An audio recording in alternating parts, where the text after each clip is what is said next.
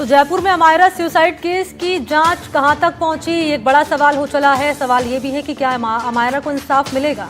सवाल कई सारे हैं, उनमें से एक सवाल ये भी कि क्या अमायरा के परिजनों को कोई दिलासा दिया गया है क्या, जो उन्हें न्याय दिला सके। ये वो तमाम सवाल है जिसका इंतजार अब सिर्फ अमायरा के परिजन ही नहीं बल्कि पूरा जयपुर कर रहा है।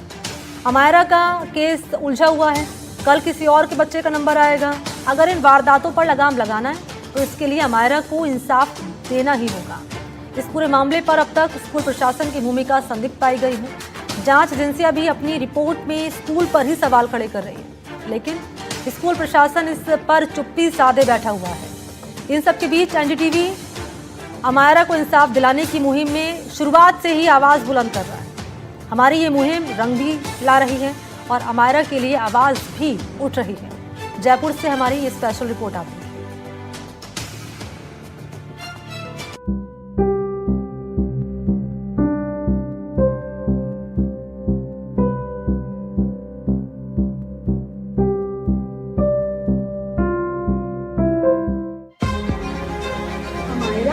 अमायरा आजा बेटा, वापस आजा अपना बच्चा।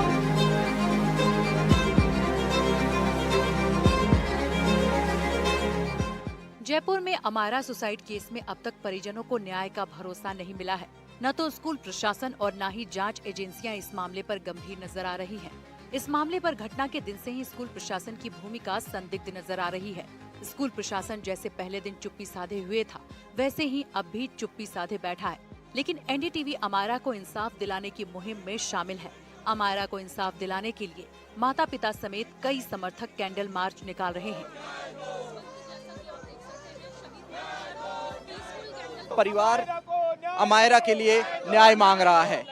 शहीद स्मारक पर मौन प्रदर्शन और उसके बाद कैंडल मार्च निकालते हुए परिवार का कहना है कि अमायरा जो असमय इस दुनिया से चली गई, उसको न्याय मिलना चाहिए। परिजनों के साथ संयुक्त अभिभावक संघर्ष समिति भी जुड़ी है और इन लोगों का सिर्फ यही कहना है कि आखिर सीबीएसई और राजस्थान शिक्षा विभाग दोनों की जांच में अंतर क्यों है। ये परिजन न्याय की मांग कर रहे हैं। नीरजा मोदी को लेकर आप लोगों की क्या 22 दिन होने को है और पूरा राजस्थान देख रहा है, अब तक नीरजा मोदी स्कूल के खिलाफ कार्रवाई नहीं होना, ये कितनी बड़ी विडंबना है। बच्ची के मामा साहिल ने शिक्षा विभाग की जांच पर गंभीर सवाल उठाए हैं। उन्होंने जांच अधिकारी की समझ पर भी सवाल उठाए। उन्होंने कहा कि अभी भी बार बार जांच को अलग अलग एंगल में मोड़ने की कोशिश की जा रही है। सीबीएसई और शिक्षा विभाग की जांच रिपोर्ट में विरोधाभास देखने को मिल रहे हैं। रामनिवास जो है उन्होंने इतनी घटिया बात करी है, जो उन्होंने ऐसे कहा कि बच्चा हैलोवीन खेला है। हैलोवीन कोई अजीब सा फेस्टिवल नहीं है, जैसे कोई नॉर्मल फेस्टिवल होता है वैसे ही है। और आप देखेंगे राजस्थान सरकार की रिपोर्ट में कुछ भी नहीं बोला है, उन्होंने कोई कमियां नहीं निकाली। उन्होंने कहा सिर्फ नेट लगा सकते थे तो बेटर रहता। जबकि आप सीबीएसई में देखिए, सीबीएसई की रिपोर्ट इतना कुछ कह रही है। एक दो रिपोर्ट एजुकेशन डिपार्टमेंट की, एक सेंट्रल और एक सरकार राजस्थान सरकार की इतनी अलग है। इससे हमें क्या पता चलता है कि एक रिपोर्ट क्लियरली बहुत बायस्ड है, वो क्लियरली इन्फ्लुएंस्ड है। जो बड़े लोग हैं इसमें केस में इन्वॉल्व, उनकी वजह से इन्फ्लुएंस्ड है और वो चाहते ही नहीं है कि कोई बात आए। वहीं बच्ची के पिता विजय ने कहा कि सीबीएसई की रिपोर्ट बाद में अब शिक्षा मंत्री कह रहे हैं कि हम अपनी रिपोर्ट को रिव्यू करवाएंगे। इससे साफ पता चलता है कि किस तरीके से उन्होंने खानापूर्ति की है रिपोर्ट में। मदन दिलावर जी का कल वो बयान आया है कि हम हमारी रिपोर्ट को फिर से जांचेंगे और स्कूल के खिलाफ एक्शन लेंगे। तो इससे पता लगता है कि पहले तो लिपापोती कर रहे थे, लेकिन बाद में जब उनको पता लगा कि भाई सीबीएसई ने जो इतने ग्रॉस नेग्लिजेंस दिखाए हैं तो फिर उनको भी कुछ करना चाहिए। तो इससे साफ पता लग रहा है कि वो कहीं ना कहीं स्कूल को बचाने की कोशिश कर रहे हैं।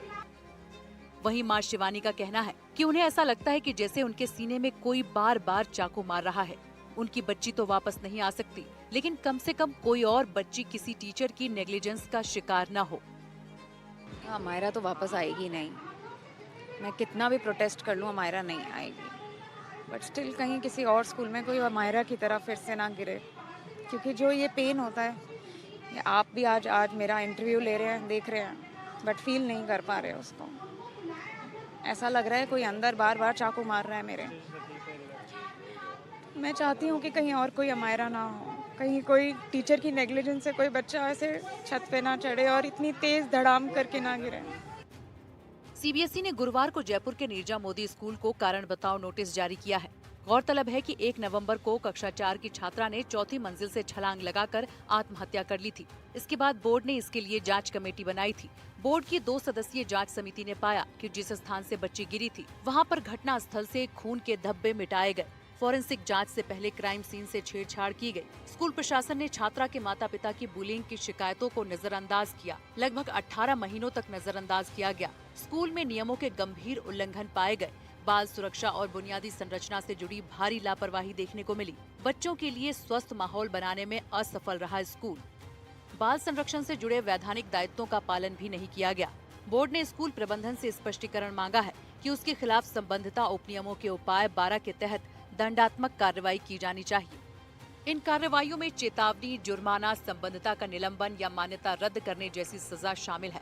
सीबीएसई से संबद्ध सभी स्कूलों को परीक्षा और संबंधिता उपनियमों की सभी धाराओं का पालन करना अनिवार्य है, जिसमें सुरक्षा, ढांचा, शिक्षण प्रक्रिया और छात्र संरक्षण से जुड़े नियम शामिल हैं। 3 नवंबर को 2 सदस्यीय समिति का गठन किया गया।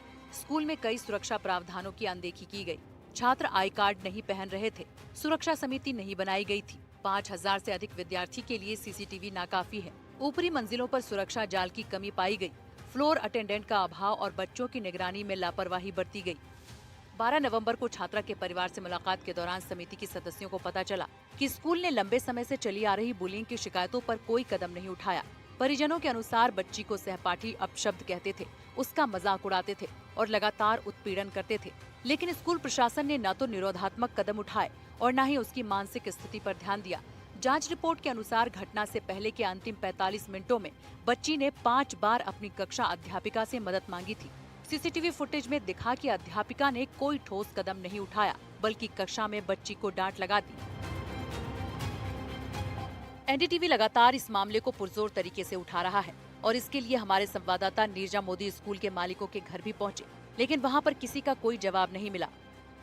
मैं इस वक्त यहाँ पर सौरभ मोदी जो कि फाउंडर हैं इस स्कूल के, उनके घर के सामने हूँ। हम लगातार कोशिश कर रहे हैं कि उनसे बात की जाए, उनसे संपर्क करने का प्रयास किया जाए कि वे कुछ बोले। हालांकि जिस तरह की जानकारी मिली है उसके हिसाब से ये बात सामने आई है कि संभवतः जो इनके वकील हैं, जो लीगल एडवाइजर्स हैं, उन्होंने मना किया है किसी भी प्रकार की कोई बात कहने के लिए, जवाब देने के लिए। इसलिए जवाब देने से जो है ये बच रहे हैं। अमायरा की मौत के मामले में स्कूल प्रशासन चुप्पी साधे हुए है। एनडीटीवी की टीम लगातार स्कूल से जवाब लेने की कोशिश कर रही है, स्कूल का पक्ष जानने की कोशिश कर रही है। इसके लिए हमारे संवाददाता स्कूल मालिक और नीरजा मोदी स्कूल के को-फाउंडर सौरभ मोदी के आवास पर भी पहुंचे। कहीं से कोई जवाब नहीं मिला। हालांकि जानकारी के मुताबिक उनके वकील ने उन्हें बात करने से मना किया है। वो इस स्कूल के मालिक हैं, लेकिन उनका कहना है कि प्रशासनिक कामों में उनका ज्यादा दखल नहीं रहता है। इसके लिए ललित शर्मा मैनेजिंग कमेटी में हैं, वही स्कूल को संभालते हैं। हालांकि उनकी तरफ से भी कोई बयान इस मामले पर नहीं आया है। वहीं आपको बता दें कि स्कूल के फाउंडर हैं विष्णु मोदी, जो कि एक बड़े लीडर रहे हैं, बड़े वेटरन लीडर रहे हैं कांग्रेस पार्टी से। उनके परिवार का ये पूरा स्कूल है जो इसको संचालित करता है। और वहीं ये उसके फाउंडर हैं, उसके मालिक जरूर हैं, लेकिन ललित शर्मा नाम के एक व्यक्ति हैं जो कि मैनेजिंग कमेटी में इस पूरे स्कूल के हैं। लेकिन ललित शर्मा की तरफ से भी कोई बयान अभी तक नहीं आया है और किसी एडमिनिस्ट्रेटिव ऑफिसर जो स्कूल में है उनकी तरफ से भी कोई बयान सामने नहीं आया है। फिलहाल पुलिस मामले में जाँच कर रही है। लगातार सीबीएसई ने शो कॉज नोटिस जो है वो जारी किया है स्कूल के नाम, और 30 दिन के भीतर स्कूल को जवाब देना होगा इस पूरे मामले में कि किस तरीके से जो खामियां पाई गई उन पर उन्होंने क्या एक्शन लिया और किस तरह की बातें जो हैं वो सामने आई हैं। अमायरा की मौत मामले में स्कूल प्रशासन चुप है। एनडीटीवी की टीम लगातार स्कूल से जवाब लेने की कोशिश कर रही है, स्कूल का पक्ष जानने की कोशिश कर रही है, लेकिन कहीं से कोई जवाब नहीं मिल रहा। उनके ऑफिस के कर्मचारियों ने भी कोई जानकारी देने से मना कर दिया है। मैं इस वक्त सौरभ मोदी जो कि फाउंडर है नीरजा मोदी स्कूल के, उनके ऑफिस के बाहर खड़ा हूं। मैं यहां पर ढूंढता हुआ पहुंचा उन्हें ताकि उनसे जवाब ले पाऊं कि आखिर अमायरा की मौत के मामले में उन्होंने इतनी चुप्पी क्यों साध रखी है, उनकी पूरी स्कूल प्रशासन ने चुप्पी क्यों साध रखी है, क्या उनकी कोई जवाबदेही बनती है या नहीं बनती है। और आखिर एविडेंस को टेम्पर करने की कोशिश क्यों गई और तमाम जो चीजें कि कहाँ किसकी लापरवाही रही, क्या कोई एक्शन स्कूल के स्तर पर हुआ है। लेकिन यहाँ पर हम जैसे ही पहुंचे, ये फैक्ट्री खुली हुई थी, इनका ऑफिस यहाँ पर अंदर है। मैंने अंदर जाके पूछा तो वर्कर्स ने बताया कि हाँ ये उन्हीं का ऑफिस है, वही नीरजा मोदी स्कूल को संचालित करने वाले सौरभ मोदी का ही। उसके बाद में गोपाल यहाँ पर मौजूद थे जो यहाँ पर इंचार्ज हैं, उनसे मैंने पूछने की कोशिश की कि आप उनका एड्रेस बता दीजिए, वो कहाँ रहते हैं या कब आएंगे वो। तो उन्होंने मुझसे कहा कि नहीं हम नहीं बताएंगे आपको, आप मीडिया से हैं तो हमें मना किया हुआ है, हम नहीं बताएंगे। और उन्होंने उसके बाद में यहाँ पर हमें बाहर निकाला और उसके बाद में लॉक लगा दिया गया है। अभी जो वर्कर्स यहाँ पर काम कर रहे हैं, बाहर इसी कंपनी में काम करते हैं, वे भी यहाँ पर सामान लेने जब आ रहे थे अंदर तो उनको भी गेट नहीं खोल रहे हैं। स्कूल के जिम्मेदार जवाब नहीं दे रहे। जांच करने वाली कमेटी ने कमियों को उजागर जरूर किया है, लेकिन अब तक स्कूल प्रशासन पर कोई कड़ी कार्रवाई नहीं की गई है। माता पिता सरकार और प्रशासन से न्याय की गुहार लगा रहे हैं, लेकिन अब तक परिजनों को संतोषजनक जवाब नहीं मिला है। इस बीच अमायरा को न्याय दिलाने के लिए लोग एकजुट हो रहे हैं, लेकिन सवाल अब भी बना हुआ है कि आखिर अमायरा को न्याय कब मिलेगा। अब ये समझ से बाहर है कि चुप्पी है, एरोगेंसी है, क्या है कि किस तरीके से इतना बड़ा मामला हो जाता है, उसके बावजूद किसी प्रकार का कोई जवाब, कोई बात, कोई सफाई, कोई एक्शन के बारे में बात, कोई कुछ बात करने को तैयार नहीं है स्कूल प्रशासन की तरफ से। कैमरामैन जसराज भुरंडा के साथ विश्वास शर्मा, NDTV।